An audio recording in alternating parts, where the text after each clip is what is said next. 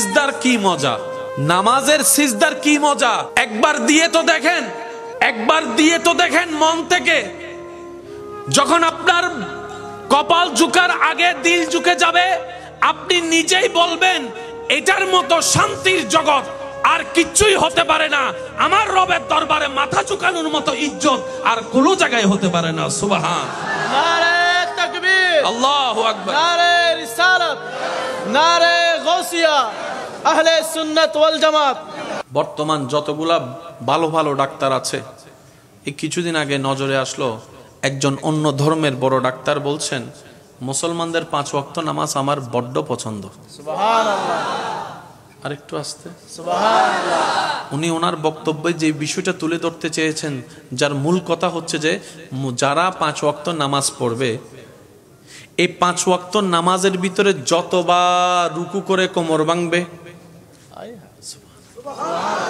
যতবার সিজদার মধ্যে গিয়ে মাথা ঝুঁকাবে, হাত রাখবে, হাঁটু ভাঙবে, কোমর ভাঙবে, যতবার বৈঠকে বসে তার পা গুলাকে সুন্দর করে ভাঁজ করে রাখবে, যতবার পানি দিয়ে অজু করবে, যতবার মুখ ধুবে, যতবার হাত ধুবে, যতবার কুলি করবে, উনি বলছেন আমি গবেষণা করে দেখেছি মুসলমানরা যে স্টাইলে আপন রবের দরবারে নামাজের মাধ্যমে হাজিরা দেয়, এই সিস্টেমটা এই মানুষের জন্য সুস্থ থাকার জন্য, শারীরিক সুস্থতার জন্য, মানসিক সুস্থতার জন্য, রোগ প্রতিরোধ ক্ষমতা বাড়ানোর জন্য, শরীরের সমস্ত কিছুকে অ্যাক্টিভ রাখার জন্য এবং মানসিক প্রশান্তির জন্য এই সিস্টেমটা বড় দরকার।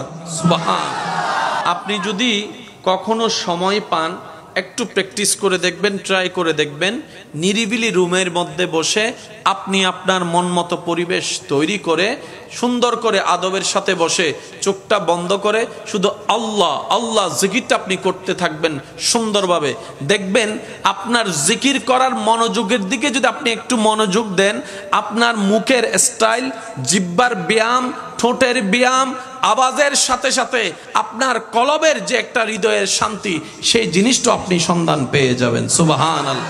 আলা বিযিকরিল্লাহি তাতমাইন্নুল কুলুব। রব বলে যে কোথাও শান্তির দেখা মিলবি না, আমি রবের জিকিরের মধ্যে তোর সেই শান্তি পেয়ে যাবি। সুবহান। জিকির করার দরকার আছে। সময়ের ফাঁকে ফাঁকে নিজের সুবিধা মতো সময় বের করে আল্লাহর জিকির করার জন্য সময় বের করার চেষ্টা করব। সবাই বলি ইনশাআল্লাহ। আর একটু জোরে বলেন ইনশাআল্লাহ। এটা হক, এটা অধিকার, জিকির এটা করতে হবে। আপনি আপনার রবকে কিভাবে খুশি করবেন সেটা আপনার ব্যাপার। দিনে করবেন না, রাতে করবেন না, গভীর রাতে করবেন, সেটা আপনার এবং আপনার রবের ব্যাপার। সেখানে আপনি আমরা নাক গলানোর কোনো অধিকার নাই। জোরে বলেন না, নাক গলানোর কোনো অধিকার। আল্লাহ আমাদের সবাইকে বুঝার তৌফিক দান করুক। এবার আসুন, নবী রাহমাতুল লিল আলামিন আল্লাহর পক্ষ থেকে যত নিয়ামত নিয়ে এসেছেন, সব নিয়ামত হচ্ছে হাই লেভেলের নিয়ামত। সুবহানাল্লাহ। সুবহানাল্লাহ। একটু জোরে বলি। প্রত্যেকটা নবী রাসূলকে আল্লাহ বিশেষ বিশেষ কিছু পাওয়ার মুআজিজা দান করেছেন। এই মুআজিজার জগতে সর্বোচ্চ মুআজিজা রব্বুল আলামিন আমাদের নবীকে দান করেছেন। এবার নবীজি আল্লাহর হুকুমে আঙ্গুল তুলেছেন, চাঁদ 2 ভাগ হয়েছেন। আমরা না দেখে মানি। জি, একটু জোরে বলি, আমরা না দেখে মানি। নবীজি রাস্তা দিয়ে হেঁটে যাচ্ছেন, পাথর নবীকে সালাম দিয়েছেন। আমরা না দেখে মানি। আমরা না দেখে মানি। এটা বড় সৌভাগ্য যে আমরা না দেখে মানি, প্রমাণ ছাড়াই মানি। নবীজি আরাম করছেন, একটি গাছ, মনোযোগ দিয়ে শ্রবণ করবেন। নবীজি আরাম করছেন, সাহাবা একজন পাশে দাঁড়ানো। ওই সাহাবা দেখলেন একটা গাছ মাটি থেকে উঠে নবীর পাশে এসে দাঁড়াই গেলেন। আরেকটু জোরে। কিছুক্ষণ থাকার পরে নবীজি দরবার থেকে উনি আবার নিজের জায়গায় চলে গেলেন। গাছটা সাহাবা দেখে অবাক, জীবনে তো এরকম ঘটনা দেখে নাই। নবীজিকে যখন জিজ্ঞেস করলেন, নবীজি বললেন ওই গাছ আমাকে দেখে রবের কাছে অনুমতি চেয়েছে। আল্লাহ তুমি চাইলে তো সব পারো, পা ছাড়া কেউ হাঁটাইতে পারো, পা ছাড়া কেউ হাঁটাতে। আল্লাহ তোমার হাবিব নবী ওই গাছটার নিচে এসে আরাম করছেন, আল্লাহ আমার বড় ইচ্ছা করছে একটু কাছ থেকে গিয়ে তোমার নবীকে একটু দেখবো, আল্লাহ কাছ থেকে গিয়ে তোমার নবীকে একটু সালাত সালাম দিব, আল্লাহ আমার ইচ্ছা। গাছে দোয়া করেছেন, রব কবুল করেছেন, ইন্নাল্লাহ আলা কুল্লি শাইইন কাদির। গাছ এসেছে, কিভাবে এসেছে রব ভালো জানে, কারণ সেই জায়গায় পৌঁছানোর ক্ষমতা আপনার আমার ব্রেনের মধ্যে নাই। মনে রাখবেন ভাই, সব কিছুতে ব্রেন ক্যাপচার করে না। সৃষ্টিতে অনেক সৃষ্টি এমন আছে যা এখনো পর্যন্ত বৈজ্ঞানিকের ব্রেন ক্যাপচার করতে পারে নাই। জোরে বলেন না, বৈজ্ঞানিকের ব্রেন ক্যাপচার করতে। পৃথিবী সৃষ্টির পিছনে বিজ্ঞানের থিওরি বিগ ব্যাং সবাই বলে, কিন্তু বিগ ব্যাং এর শুরু থেকে শেষ পর্যন্ত সমস্ত প্রসেস এখনো পর্যন্ত ব্রেন ক্যাপচার করতে পারে নাই। সেজন্য মুসলমানরা বড় সৌভাগ্যবান। আল্লাহ এবং রসুলের ব্যাপারে, ইসলামের ব্যাপারে চোখ বন্ধ করে আমরা ঈমান এনেছি, বিশ্বাস করেছি। বলেন না সুবহানাল্লাহ। নবীজি বলেছেন পরকাল আছে, আমরাও বললাম পরকাল আছে। নবীজি বললেন কবরে প্রশ্ন হবে, আমরাও প্রস্তুতি নেওয়ার চেষ্টা করছি কবরের প্রশ্নের জন্য।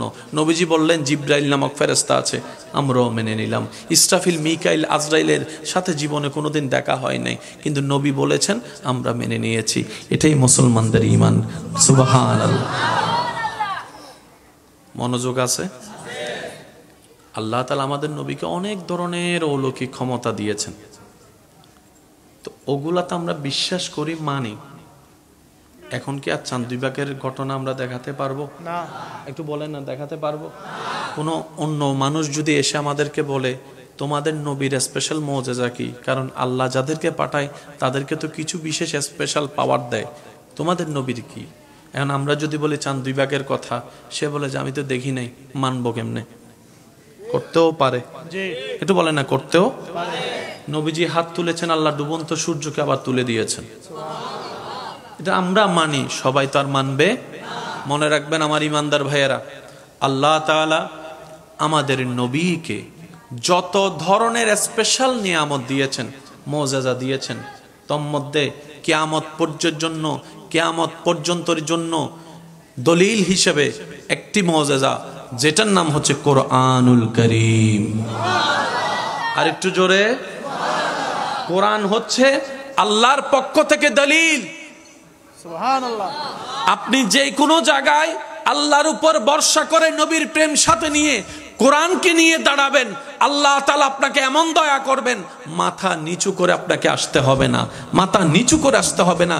ইতিহাস সাক্ষী আছে, এই কোরআনের ভুল ধরার জন্য যারাই নেমেছিল, একদিন না একদিন তারা কোরআনের প্রেমে পড়ে ঈমান গ্রহণ করে মুসলমান হয়েছে।